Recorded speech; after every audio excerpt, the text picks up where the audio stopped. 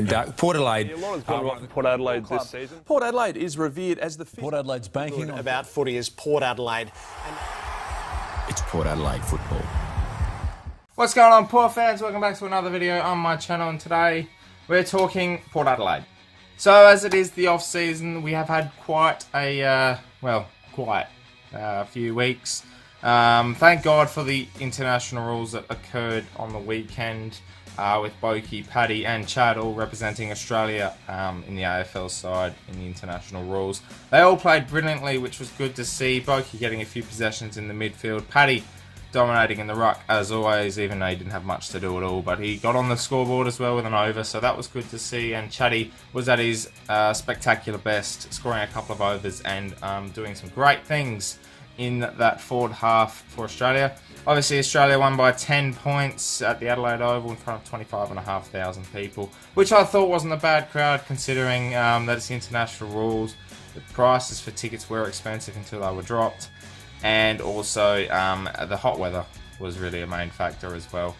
I think maybe people just don't like it, don't like the whole hybrid game of that, but I thoroughly enjoyed it, and as you would see in the vlog, it was a good day. So if you haven't already, please check that out. That was one thing that's happened over the last few weeks.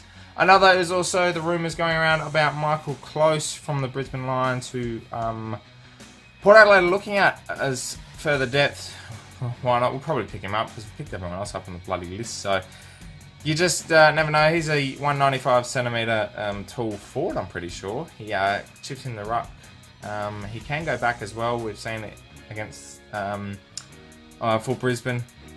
So he would be another great depth player. I don't know about making the best 22, but certainly if anything was to happen, he'd make a great choice. And I think we've picked up a lot of smalls over this trade and the listed free agency period. So if we can get a tool that can really help out if any injuries occur. What are your guys' thoughts on that? He's not a big name player, but I think under the right training regime and under the right coaches, he might develop into someone a little bit better player, and I think he's got some talent. So definitely we've got to look at him, and I think he's only 22, 23, so definitely a wise choice to pick up a tall defender. Tall forward, whatever it is, I don't know. The other few things that have been happening over the last couple of weeks since the trade period ended. We've had a lot of players leave as such, as we know, but the good news is we've seen Jimmy Toumpas, Jared Leonard, Will Snelling, Emmanuel Ira, Cam Hewitt and Peter Adams all signed for one-year extensions for 2018, so probably adding that depth again, and a couple of those players will be able to develop into more senior players and maybe even get a crack at the 22, especially the likes of Leonard and Snelling. Obviously Leonard was taken off the rookie list at the beginning of the final series, I'm pretty sure, so he's someone definitely that will be a good key backup, especially with Logan Austin leaving through the trade period. So he's that tall utility type that we can definitely use down back, and if need be, we can swing him onto the wing and use him there. Will Snelling's another one for me that I'm glad we kept. That ball inside the midfield can develop. He's played a couple of games already for Port in 2016, I think it was the last game of the year. So he definitely is one for me that we can possibly develop further, which is good. And the rest of those players all signing up. They add depth to the Magpies, and then they can develop their game and possibly make a charge for a spot and a debut for Port Adelaide Power in the AFL. And yeah, I'm quite happy with that. Toumpas a little surprised me, really. He surprised me to get a one-year contract. I thought for sure he was gone. And for that, need be that coming up to the draft, I think next week, 24th, I thought we'd pick up a couple of players and maybe replace someone like Toumpas, but maybe they want to keep him for the Magpies, and if need be, we'll play in the AFL side. So good choices, I'd say, for Port Adelaide to sign up there, definitely. Another thing that's been going around lately, and we all thought it'd be wrapped up by now, obviously Renault left as a sponsor after a 5-year journey with us from 2013. We need a new sponsor, a new major sponsor, so I've come up with a few ideas to see which ones might be a possible choice for Port Adelaide. A lot of these are already either sponsors or you'll see around the place with certain players being player sponsors and ambassadors as such. So a few of these go down. So we've got Red Bull has been rumoured a lot. They've been linked for a while now, so maybe a chance that Travis Boak does represent them as an ambassador, so maybe he can link us up and become another major sponsor. It would be interesting, especially with Oak already being like a fluid sponsor, a drink sponsor, so to have the energy drink and Oak together might be a bit odd, but you never know. Tyre Power, I would say, would be a good choice to probably step up from being in the lower ranked sponsorship deals and maybe step up as a major sponsor. I'm pretty sure they already sponsor GWS, if I'm correct, on their shirts, is it, I think, maybe. So yeah, there may be an opportunity for Tyre Power to step up. Usually if you go away with one car sponsor, you probably replace with another, so there's quite a few options out there that we could go for. There's a lot of sponsors that are doubling up on clubs. Then you've got the ones that link together with certain clubs, like you've got Geelong with Ford, the Crows have Toyota sponsor the AFL, so it'd be interesting to see if we actually go down that track. And probably another one, and one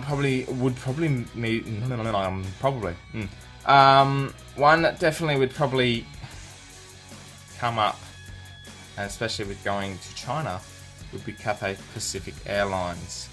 Probably step up, and instead of being that sponsorship deal for China, they can maybe step up, and instead of being a game day sponsor or event sponsorships and stuff like that, they might step up and be that primary major sponsor that we're looking for over a 4-year deal, especially if China's going to be linked in for quite a while.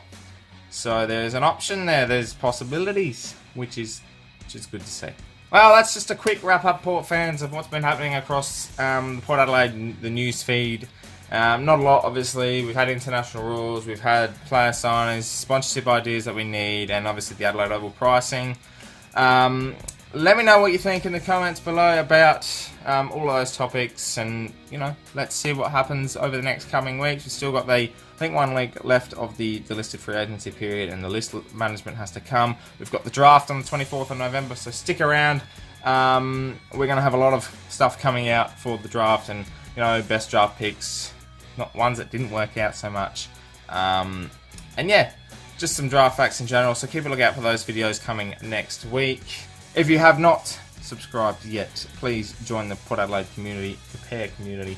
I've got a lot of things planned for 2018. I know it's only November, but please get on board. Tell your friends, tell your fellow Port fans, like the Portress podcast page as well. We're going to be big. We're going to be better in 2018. This is just the beginning, and hopefully it's a successful season for Port Adelaide. Because it's looking good so far with all the player signings and stuff like that. So get keen, Port fans. Another thing before I go as well, Movember, as you can see, this delicious looking mode that's happening on my face right now. I have set up a Movember page, so if you would like to donate and support Movember mental health and men's health issues in general across the world, it is one thing I'm taking very seriously. So as you can see, if you'd like to help me out, please donate to the link in the description below, and let's create some awareness together for men's health. Any donation will do.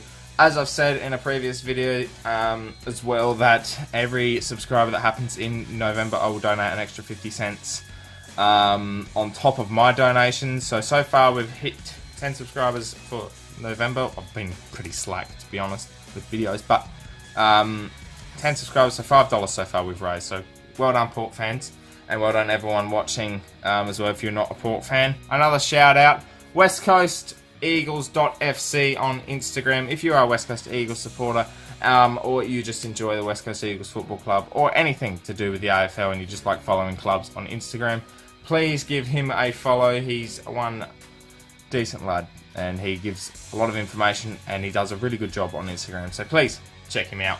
The link will be in the description below. Okay, I'm done. That's it. It's bloody hot. and I'm going to take it a well-earned nap. Thank you very much for watching, Port fans. My name's Anthony, and go the power.